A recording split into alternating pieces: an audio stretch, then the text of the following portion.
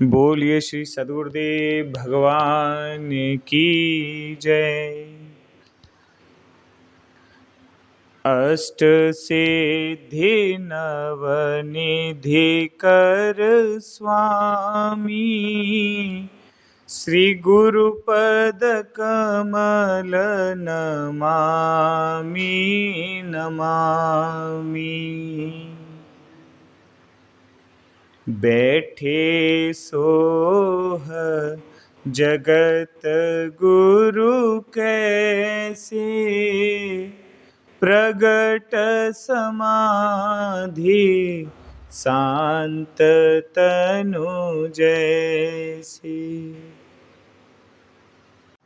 बोलिए श्री सद्गुरुदेव भगवान की जय।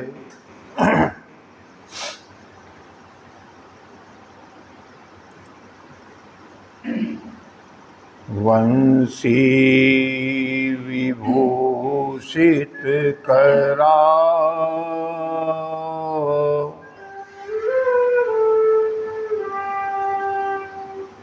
नवनीरदाभात,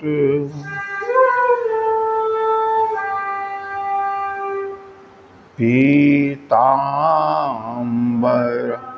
दरुणबिम्बफलाधरोष्ठा,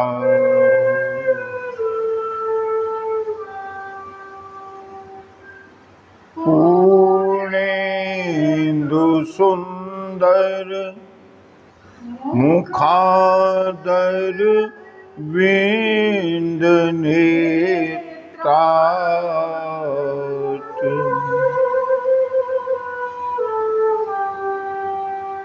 कृष्णात् परम किमपि त्वमहं न जाने। कृष्णात् परम किमपि त्वमहं न जाने।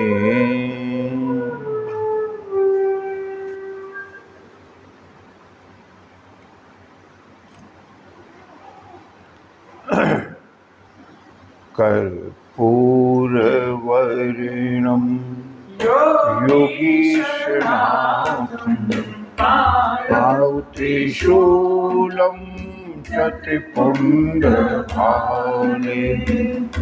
ददाति मुक्तिः शुचिर्नाम यस्य, तं रामलालं शरणं प्रपद्ये। श्रीरामलालं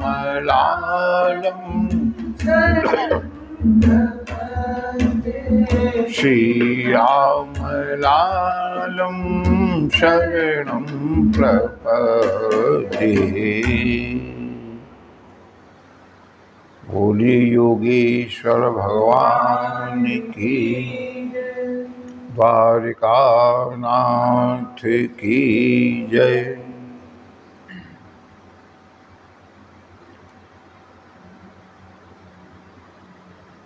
दो बार हरि नाम स्मरण संकीर्तन प्रेम के साथ। श्री कृष्ण गोविंद हे नाथ नारायण वासुदेव। श्री कृष्ण गोविंद हरे मुरारे,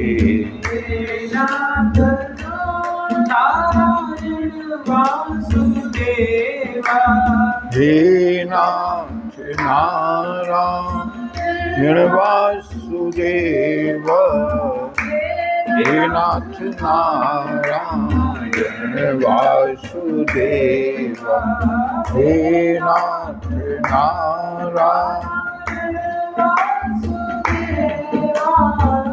हे नाथ नारायण वासुदेव।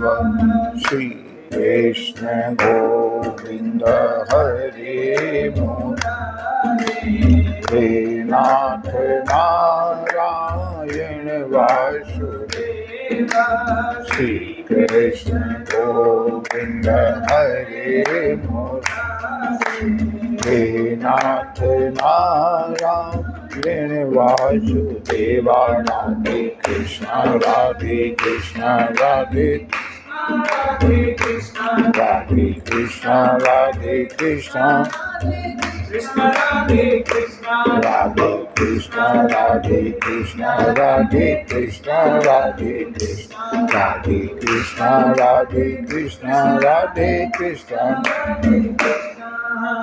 श्री कृष्ण गोविंद हरे मुरारी, हे नाथ नारायण वासुदेव, श्री कृष्ण गोविंद हे नाथ नारायण वासुदेव, हे नाथ नारायण, हे नाथ नारायण।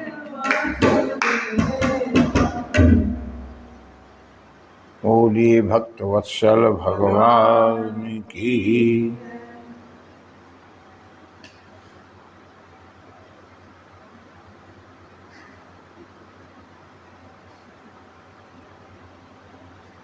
अध्याय 9 के श्लोक नंबर 4 और 5 का वाचन हो चुका था, केवल वाचन हुआ था। मैंने निवेदन किया था, डरने की बात नहीं है, थोड़ा सा समझने में हमको एकाग्र होना पड़ेगा। विरोधाभास सा लगता है भगवान द्वारकाधीश के इन 2 श्लोकों में, लेकिन वो विरोधाभास नहीं है,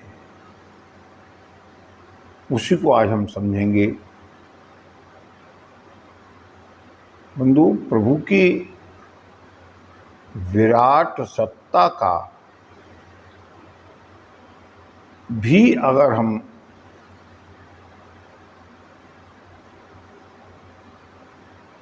अनुभव करते रहें कि मेरे प्रभु की सत्ता कितनी विराट है,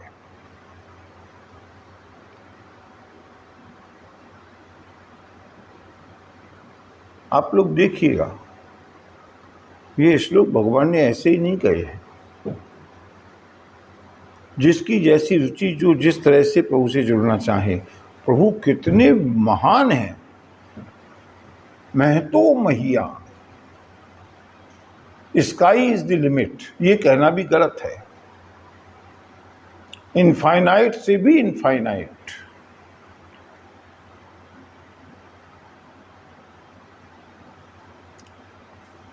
मैं एक बहुत छोटा सा एग्जाम्पल इसलिए दे रहा हूं जिससे हम उस प्रभु की विराट सत्ता के बारे में सोच तो नहीं सकते, कल्पना भी नहीं कर सकते। यहां वेद भी नेति नेति कहकर के लौट आते हैं। अकल्पम अनुपम, जो अकल्पनीय है,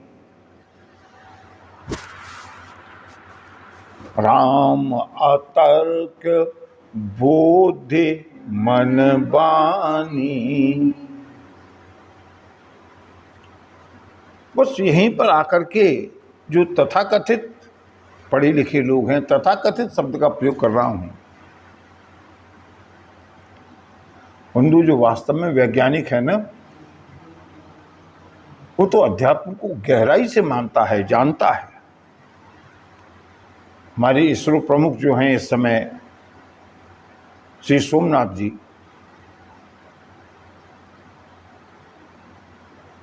उनका स्टेटमेंट मैंने पढ़ा था, मैं चंद्रमा और सूर्य की भी खोज कर रहा हूं और अपने अंतर्मन की भी खोज कर रहा हूं। शांति के लिए मंदिरों में जाना, संतों के पास जाना, एक ऐसे वैज्ञानिक के लिए जो जिसने कि पूरे विश्व में तहलका मचा दिया।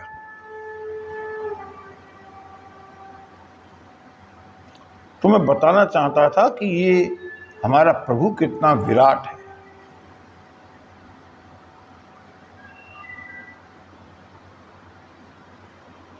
अभी जो आदित्य यान छोड़ा गया है, जो कि L1 कक्षा में स्थापित होगा, मैं ज़्यादा कठिनाई में विज्ञान की बात नहीं कर रहा, मैं केवल वो बताना चाहता हूं कि हमारे प्रभु कितने महान हैं।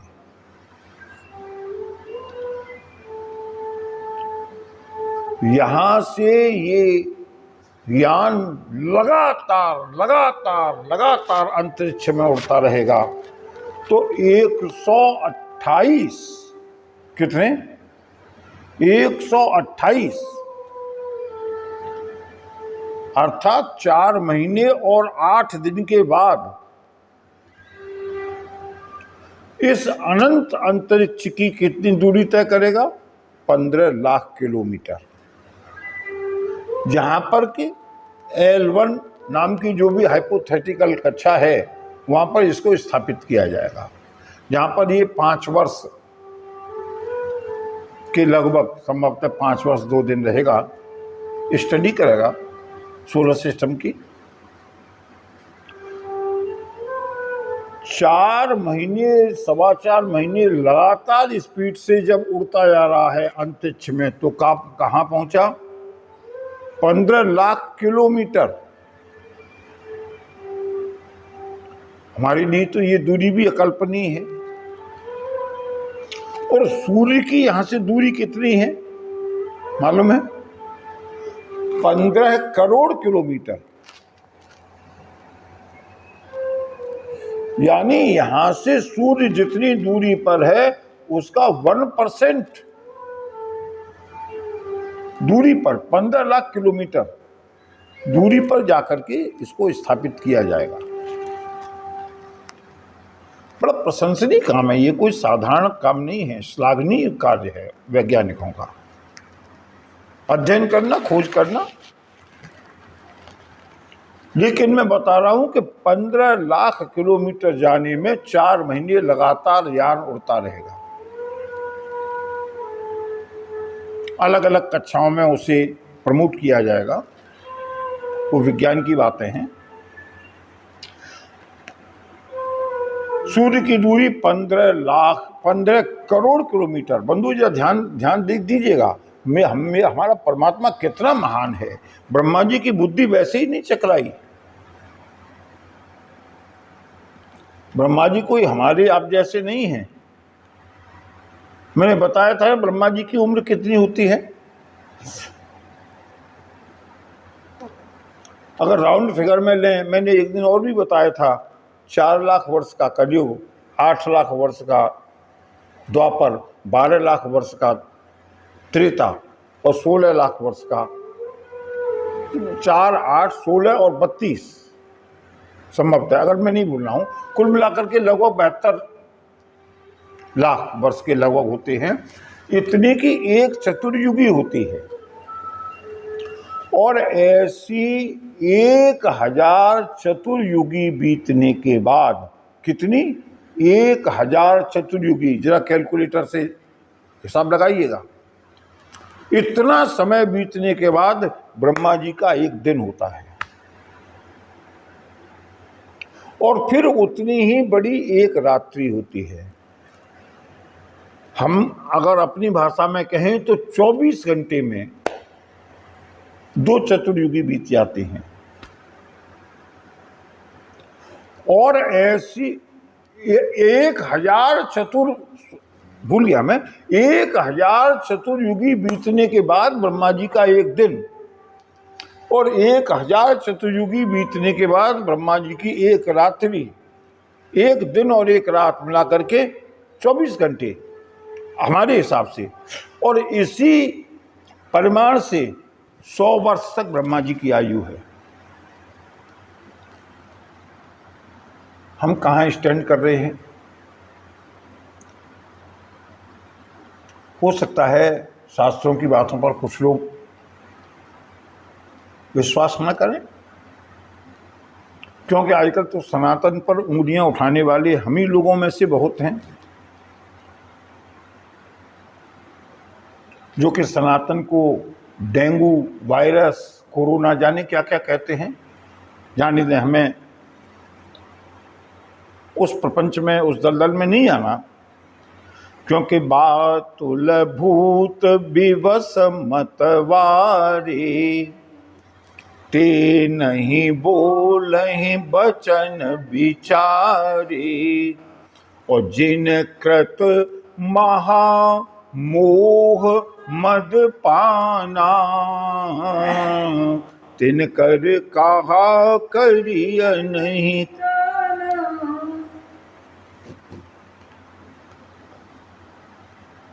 सनातन पर उंगलियां उठाने वाले विदेशी उतने नहीं हैं जितने कि हम लोगों में से ही वेदना होती है।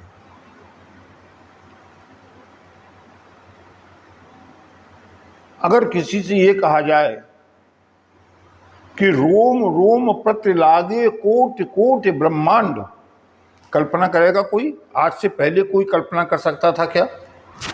केवल तुलसीदास जी की अतिशयोक्ति है, लेकिन आज विज्ञान ने उसे सिद्ध कर दिया।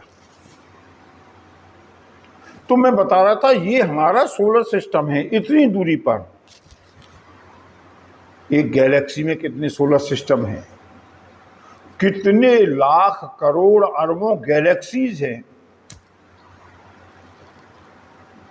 बंधु, मस्तिष्क चकरा जाता है। वो परमात्मा कितना महान है,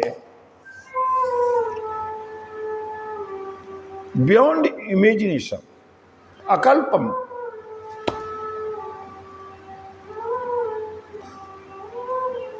और ऐसा परमात्मा अगर कहीं श्री वृंदावन धाम में नंगे पैरों अहीर के बालकों के मुंह का झूठा छाछ चाटते हुए मिल जाए, तो ब्रह्मा जी की मति चकराना स्वाभाविक है। और जब ब्रह्मा जी की मति भी भ्रमित हो सकती है, तो बंधुओं, हम लोग कहाँ हैं? एक ही तरीका है, एक ही तरीका है। जे राखे रघुवीर, ते ओवरे ही काल।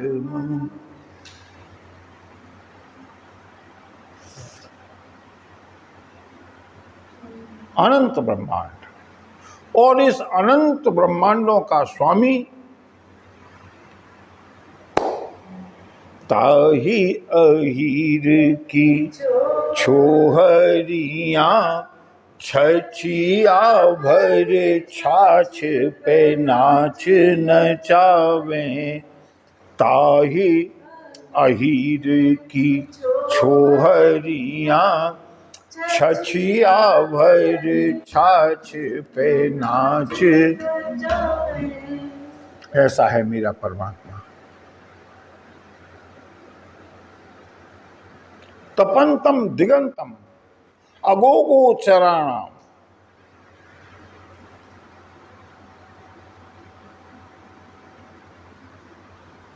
जानने में आ सकता है, समझना अलग बात है और जानना अलग बात है। परमात्मा को हम तत्व से उनकी कृपा से समझ सकते हैं, लेकिन जानना सो जान ही जही देहु जनाई, जानत तुम ही तुम ही होई, सोई जान ही जही देहु जनाई, जानत तुम ही होई जाई। बंधुओं, इतना भी वर्णन में नहीं करता। इतना वर्णन करने का मेरा एक ही अभिप्राय है, जो साधक ध्यान की साधना में अभ्यास करते हैं या करने वाले हैं या इच्छुक हैं, वो जब इस विराट स्वरूप के बारे में चिंतन करते हैं ना, तो जो हमारा मन उछट उछट के भागता है वो अपने आप धीमे धीमे धीमे धीमे शांत होता जाता है। कहाँ तक जाएगा? कितना विराट है। और प्रभु उसी स्वरूप के विषय में कहते हैं। अर्जुन, श्लोक नंबर 4 और 5 बंधु ध्यान से सुनिएगा, ज़्यादा मस्तिष्क लगाने की आवश्यकता नहीं है। उसकी जो समरी जैसी मैंने समझी है वो मैं सरल शब्दों में बता दूंगा। मया ततमिदं सर्वं जगद अव्यक्तमूर्तिना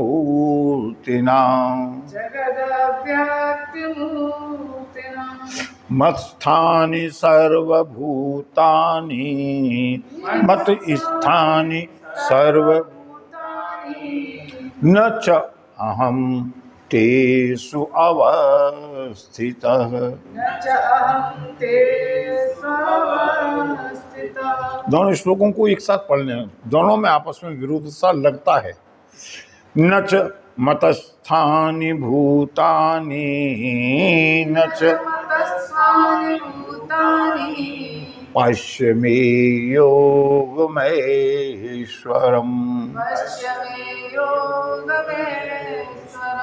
भूतभृत् न च भूतस्थो भूतभृत् न च भूतस्थो ममात्मा भूतभावन।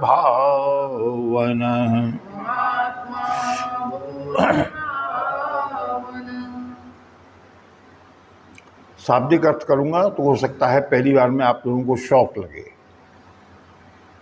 ये उल्टी उल्टी बातें हैं, लेकिन दोबारा जब अपनी बुद्धि से जितना भी मैंने समझा है उसको समझाने का प्रयास करूंगा, बुद्धि शांत हो जाएगी, अपने आप संभवतः समझ में आ जाएगा।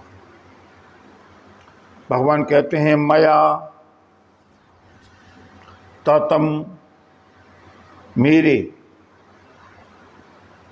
ततम माने व्याप्त है, मया ततम इदम सर्वम, ये संपूर्ण सृष्टि मेरे, इदम सर्वम माने यह संपूर्ण सृष्टि, मया माने मेरे, ततम माने व्याप्त है। जगत सारा संसार कैसे व्याप्त है?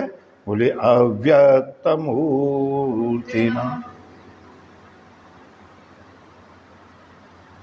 अव्यक्त रूप में।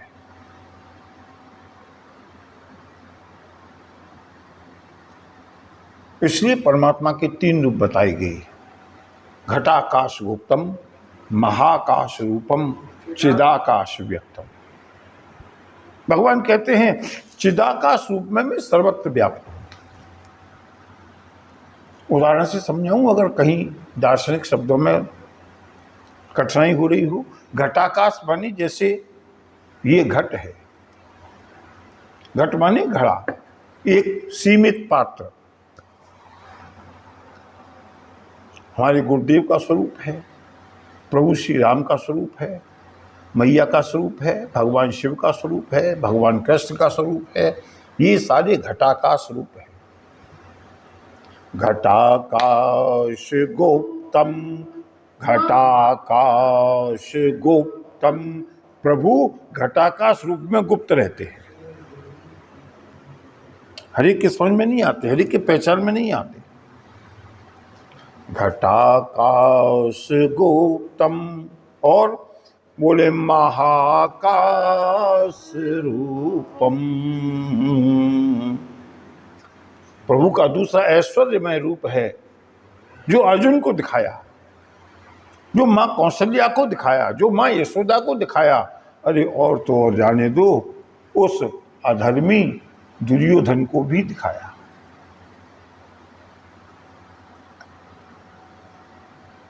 जिस समय शांति दूत बनकर के शांति प्रस्ताव लेकर के गए हैं भगवान द्वारिकाधीश,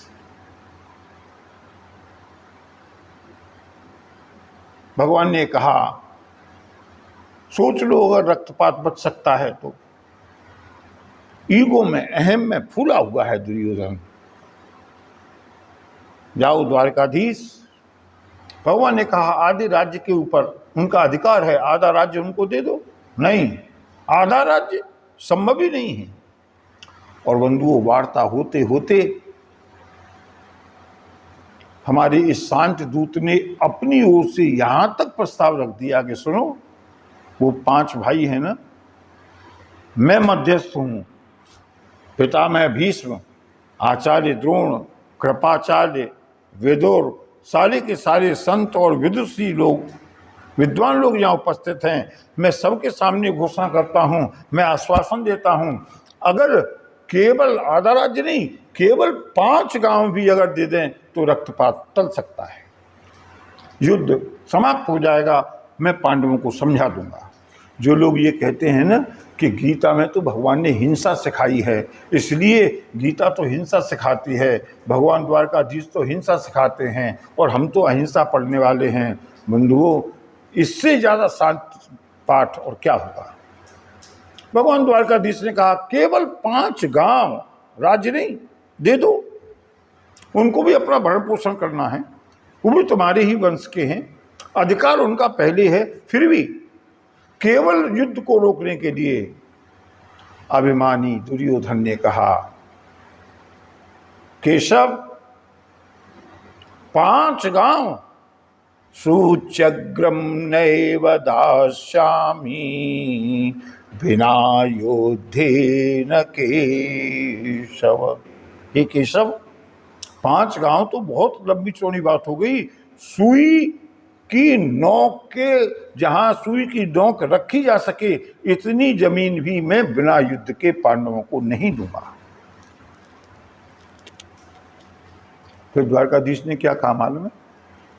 धृतराष्ट्र बैठे हैं, पितामह भीष्म ने भी रोकने की बहुत कोशिश की, दुर्योधन को समझाने की, द्रोण ने भी समझाने की कोशिश की, लेकिन जब अपनी हठ धर्मता पर अटक गया दुर्योधन, भगवान द्वारकाधीश ने कहा कोई बात नहीं, कुर्राज, महाराज धृतराष्ट्र, अब कोई मुझे दोष मत देना, अब कोई पांडवों को दोष मत देना। मैं द्वारकाधीश कृष्ण, वसुदेव नंदन, यशोदानंदन, पांडवों का शांति दूत, आज आपकी सभा में ये घोषणा करता हूं, महाराज, आप निर्वंश होने के लिए तैयार हो जाइएगा। मुझको युद्ध का परिणाम दिखाई दे रहा है, वो दिन दूर नहीं जब आपके वंश में सारी की सारी आप पुत्र वधुएं विधवा हो जाएंगी। मुझे सारी पुत्र वधुएं सफेद वस्त्र में लिपटी हुई दिखाई दे रही हैं। दुर्योधन को लगा कि ये केवल हमारा मनोबल तोड़ने के लिए कह रहे हैं। दुर्योधन अहंकार में फुला हुआ, ए सैनिकों, पकड़ लो, बंदी बना लो इस ग्वाले को। भगवान द्वारकाधीश ने कहा, अरे मूर्ख दुर्योधन, तू मुझे बंदी बनाएगा ना? जैसे ही बंदी बनाने के लिए कहा, पितामह भीष्म के होश उड़ गए, कृपाचार्य, द्रोणाचार्य, सबके सब जितने भी थे हाय हाय करने लगे, ये क्या अनर्थ होने वाला है। एक तो दूत तो वैसे भी दंडनीय नहीं है, और शांति दूत और साधारण दूत नहीं है, द्वारका सोने की नगरी द्वारका का स्वामी है, इसको ये दुर्योधन यहां पर बंदी बनाना चाहता है। भगवान द्वारकाधीश ने मुस्कुराते हुए कहा, आचार्य, पितामह, आप बिल्कुल चिंता मत कीजिए।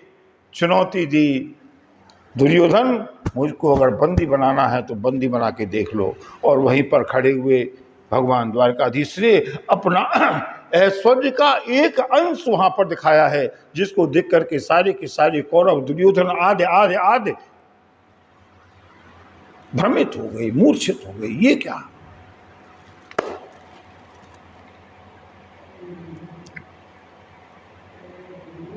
और वही महानायक, वही विराट रूप का प्रदर्शन करने वाले द्वारकाधीश वहां से कहां गए? चाची सुलभा की कुटिया पर।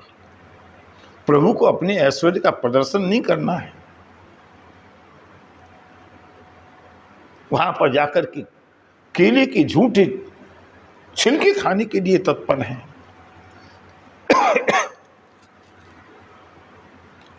भगवान कहते हैं ये संपूर्ण सृष्टि मेरे अव्यक्त रूप से व्याप्त है। एक घटाकाश रूप, एक महाकाश रूप और तीसरा चेदाकाश व्यक्तम।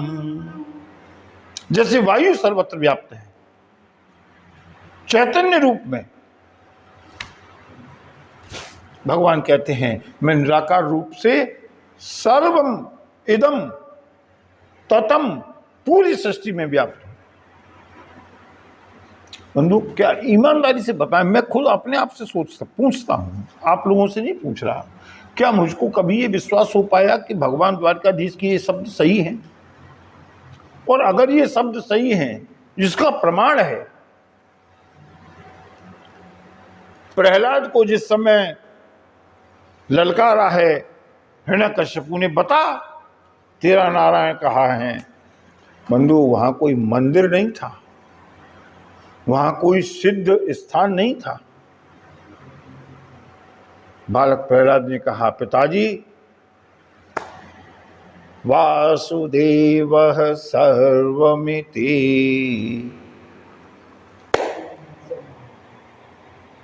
जिधर देखता हूं उधर तू ही तू है। मुझे तो पिताजी सब जगह नारायण ही दिखाई दे रहे हैं। और बंधुओं, जैसे ही हिरण्यकश्यपु ने गदा का प्रहार किया है खंबे में से ही मेरे बोलिए नरसिंह भगवान की प्रकट हो गए। किसी मंदिर में से प्रकट हुए, कोई सिद्ध स्थली थी, कोई गंगा जी का किनारा था। मैं इनके ये नहीं कह रहा कि इनका महत्व नहीं, इनका महत्व अपनी जगह है। मैं ये सिद्ध करना चाहता हूं, हरि व्यापक सर्वत्र समाना, प्रेम ते प्रगट होहि। हरि व्यापक सर्वत्र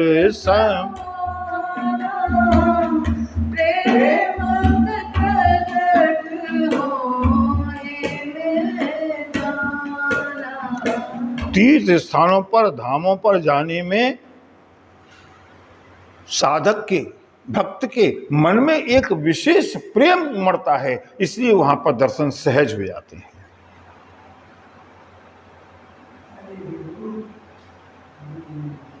वहां पर उनकी अनुभूति आसानी से होती है। भगवान कहते हैं मैं तो अव्यक्त रूप से सर्वत्र व्याप्त हूं। और बंधुओं, अगर हमको इस बात का विश्वास हो जाए कि परमात्मा सर्वत्र हैं, तो मुझे केवल एक बात बता दीजिएगा, क्या धार्मिक व्यक्ति, इस बात के ऊपर विश्वास करने वाला व्यक्ति कभी भ्रष्टाचार कर सकता है? क्यों? हम तो भ्रष्टाचार करते हैं ना, मेज के नीचे से, एकांत कमरे में, एजेंटों के माध्यम से। क्यों? हमको मालूम है कोई देख नहीं रहा। और अगर इस बात के ऊपर विश्वास हो जाए कि हरि व्यापक सर्वत्र समाना, हमने कोई दुराचार किया, हमने कोई व्यभिचार किया, हमने एक झूठ बोला, हमने बेईमानी की, अगर हमको इस बात का केवल विश्वास हो जाए, ज्यादा नहीं, मेरे प्रभु सर्वत्र हैं, वी आर अंडर सर्विलांस, हम लोग सीसीटीवी कैमरे के जद में हैं। अगर हर समय याद रखें, क्या कोई दुराचार हो पाएगा? नहीं हो सकता। लेकिन बंधुओं, इस बात को सब मान भी नहीं सकते, इसलिए भगवान कहते हैं ये गीता सबके लिए नहीं है, ये राम कथा भी सबके लिए नहीं।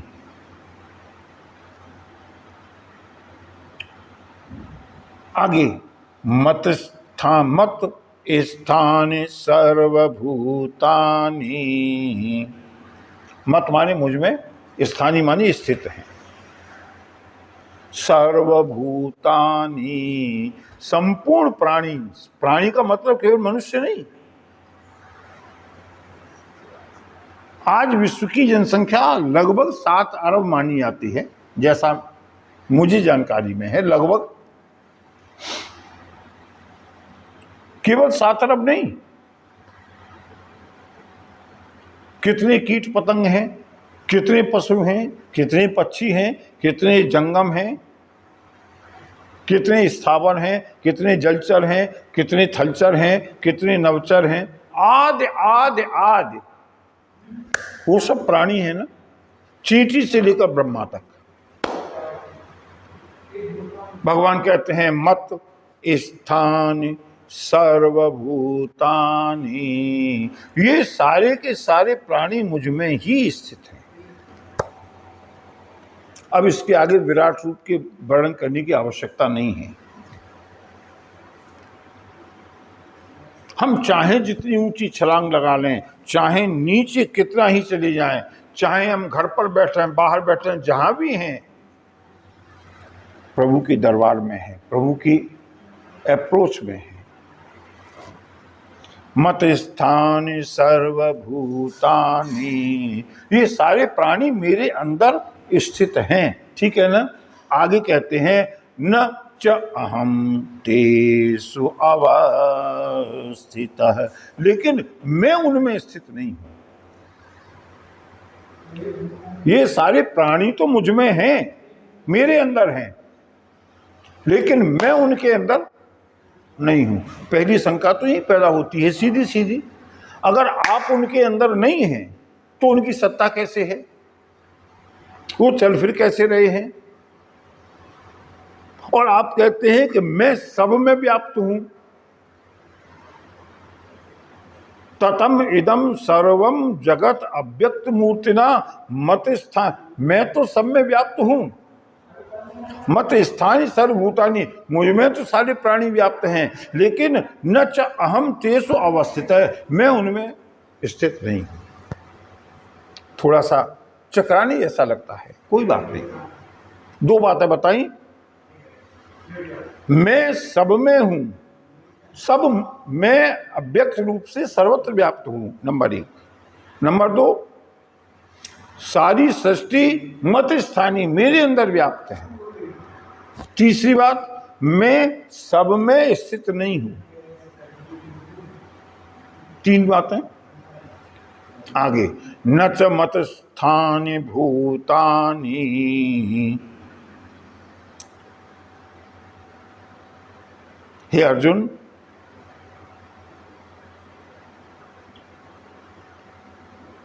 अगर कोई ये कह देना कि क्या भरोसा है द्वारकाधीश की बात का, एक सांस में कुछ कहते हैं, दूसरी सांस में कुछ और कहते हैं।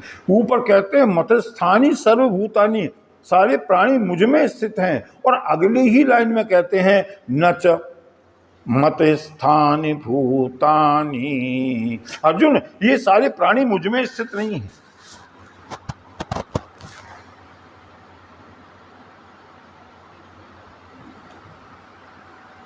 वारी वक्ता, वारी परमात्मा।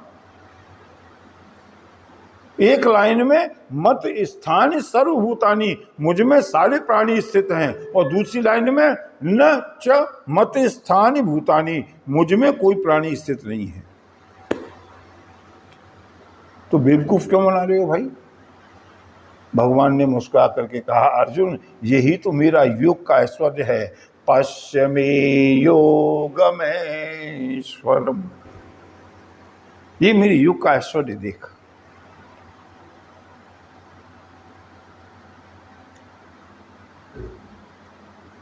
आज सारा विश्व गीता की शरण में है, चाहे जर्मनी हो, जापान हो, अमेरिका हो, रसिया हो, इवन सऊदी अरब हो, मुस्लिम कंट्रीज भी सब देख रहे हैं गीता की ओर। क्यों? इसमें जरूर कुछ ऐसा है जो कहीं नहीं है।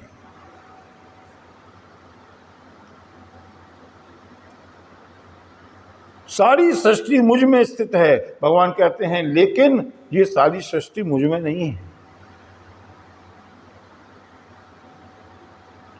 दूसरा कहा मैं सब में व्याप्त हूं। भगवान कहते हैं भूत भृत न च भूतस्थो ममात्मा भूत भावन। भूत भावन माने, भूत भावन माने भूतों को यानी प्राणियों को प्रिय लगने वाले, ये भी अर्थ हो सकता है भूत भावन भगवान शिव के रूप में। लेकिन भाव का मतलब होता है उत्पन्न होना।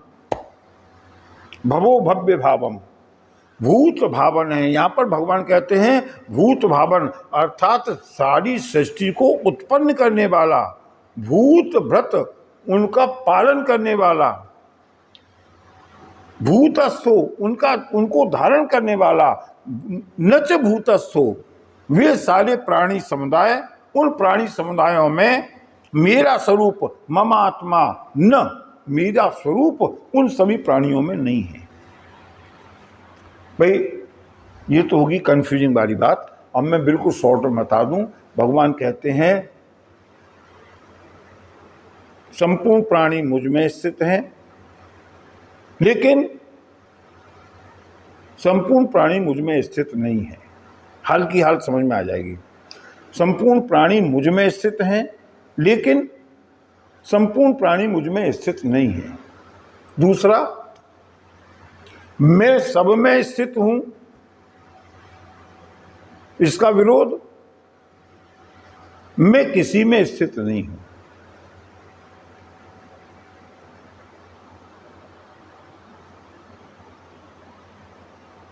न भूतस्थो, प्राणियों में स्थित नहीं हूं। न ममात्मा, मेरा ये जो स्वरूप है इन प्राणियों में भी स्थित नहीं है।